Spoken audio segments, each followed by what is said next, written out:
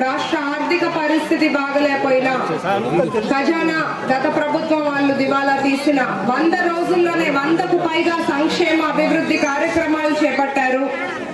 ఎన్నో మంచి పనులు చేసుకుంటా కూటమి ప్రభుత్వం ప్రజల ఆదరణతో ముందుకు సాగుతోంది.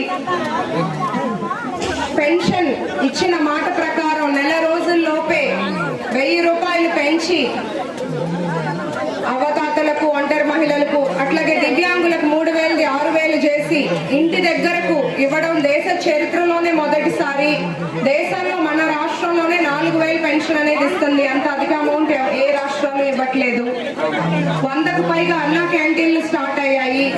యువత ఉపాధి కోసం మెగా డిఎస్సి 16,347 మందికి అవకాశం కల్పించేలాగా చర్యలు చేపట్టారు. మన ఆస్తులకు రక్షణ కల్పించే విధంగా